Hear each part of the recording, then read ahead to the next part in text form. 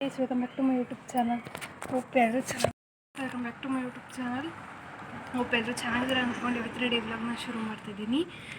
So guys, ಊರಿಂದ ಬಂದು ನಿನ್ನೆ ವ್ಲಾಗು ಮಾಡಿದ್ದೀನಿ, ಅಪ್ಲೋಡ್ ಮಾಡ್ತೀನಿ. ಅಪ್ಲೋಡ್ ಆಗಿದೆ ಅನಿಸುತ್ತೆ. ಅಪ್ಲೋಡ್ ಮಾಡಿದ್ದೀನಿ ನೋಡಿ.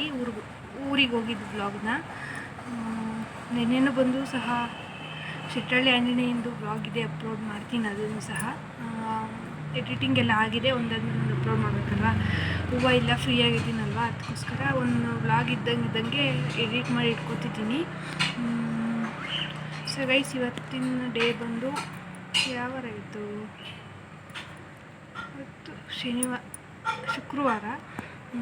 ಸೊ ಗೈಸ್, ಬನ್ನಿ ಇವತ್ತಿನ ಡೇ ವ್ಲಾಗ್ ಹೇಗಿರುತ್ತೆ ಅಂತ ತೋರಿಸ್ತೀವಿ. ಮತ್ತು ನಮ್ಮ ಮನೆಯಲ್ಲಿ ಸ್ಪೆಷಲ್ ಮಾಡ್ತಿದ್ದೀವಿ. ಈಗ ನಮ್ಮ ಸ್ವಲ್ಪ ಕೆಲಸ ಐತೆ, ಕೊತ್ತಂಬರಿ ಸೊಪ್ಪು ಮತ್ತು ಸಬ್ಸಿಗೆ ಸೊಪ್ಪನ್ನ ಸೋರಿಸ್ಬೇಕು. ಬನ್ನಿ ಸೋರ್ಸೋಣ.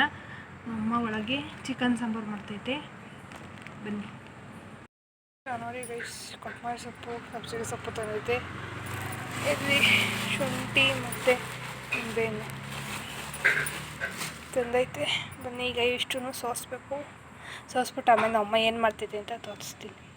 ನೋಡಿ ಗೈಸ್, ಇವಾಗ ಟೈಮ್ ಬಂದು 10:52. ಈಗ ನಮ್ಮಮ್ಮ ಏನಕ್ಕಮ್ಮ ಕಾಳಗಮ್ಮ ಕಾಯಿ ತುರ್ಕೊಂತೈತೆ. ಒಳಗಡೆ ಚಿಕನ್ ಸಾಂಬಾರು ರೆಡಿ ಆಗ್ತೈತೆ. ನೋಡಿ ಗೈಸ್, ಅಮ್ಮ ಚಿಕನ್ ಕಾಳು ಮಾಡ್ತಾಯಿದ್ದೆ. ರೆಸಿಪಿ ಎಲ್ಲ ಹಾಕಿದ್ದೀನಿ ನಾನು ಅಲ್ಲೇ ನೋಡಿ. ಚಿಕನ್ ಅಂಗಡಿಯವ್ರಿಗೆ ಗೊತ್ತಾಗಿದೆ ನಾವು ಚಿಕನ್ ಬೈಲರ್ ಕೋಳಿ ಕಾಳು ಅಂದ್ರೆ ಇಷ್ಟ ಅಂತ ಹಾಕೊಳ್ಸೋದು. ರೆಡಿ ಮಾಡಿ ಇಟ್ಕೊಂಡೈತೆ. ಸೊ ಈಗ ಬನ್ನಿ ಗೈಸ್, ನಾವು ಮಕ್ಕ ತಗೊಂಡು ರೆಡಿ ಆಗೋಣ.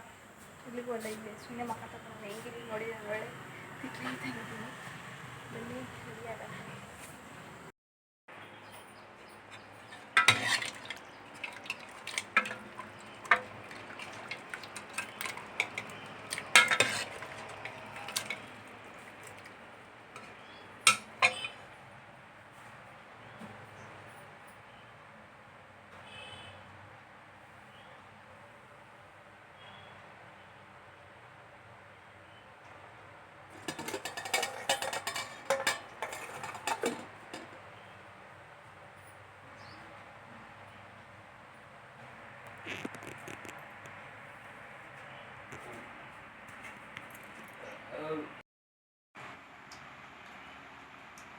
ಗೈಸ್, ಈಗ ಊಟ ಮಾಡ್ತಾಯಿದ್ದೀನಿ. ನಿಮ್ಮ ಅಮ್ಮದಾರೆ ಅರ್ಧ ಊಟ ಮುಗ್ದೈತೆ ನೋಡಿ.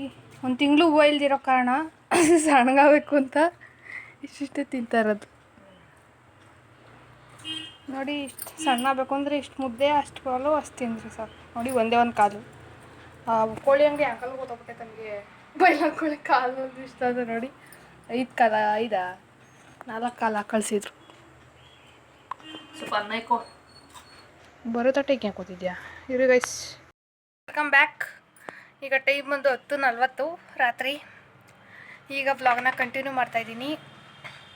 ಸೊ ಗೈಸ್, ಇವತ್ತು ಹೂವು ಕಟ್ಟಿದ್ದಾಯಿತು. ಹೂವು ಇವತ್ತು 4 kg ಹೂವು ಕೊಟ್ಟಿದ್ರು. ಬೇರೆ ರೋಗ ಕಟ್ತೀವಲ್ಲ ಅವರು. ಈಗ ನೋಡಿ, ನಮ್ಮ ಊಟ ಮಾಡ್ತೈತೆ. ಹೂವು ಕಟ್ಟಿದ್ದು ಈಗ ಆಯಿತು. ತೊಗೊಂಡೋದ್ರು ಬಂದು. ಒಡವೆ ನಾವು ತೊಗೊಂಡೋಗಿ ಕೊಡೋಂಗೇನಿಲ್ಲ, ಅವರೇ ಬಂದು ಇಸ್ಕೊಂಡು ಹೋಗ್ತಾರೆ ಗೈಸ್.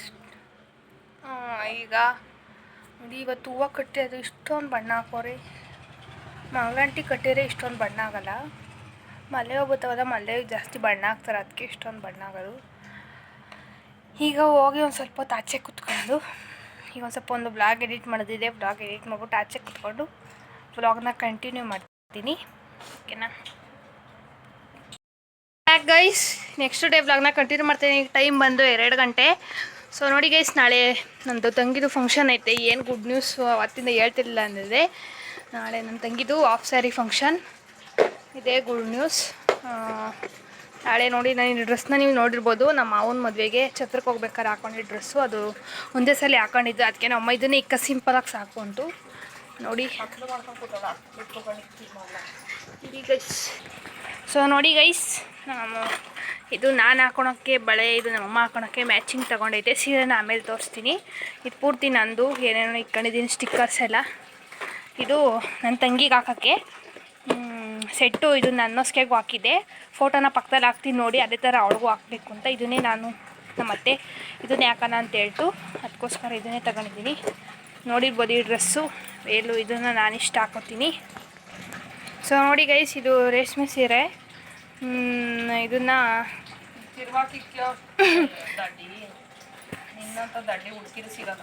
ನೋಡಿ, ಇದು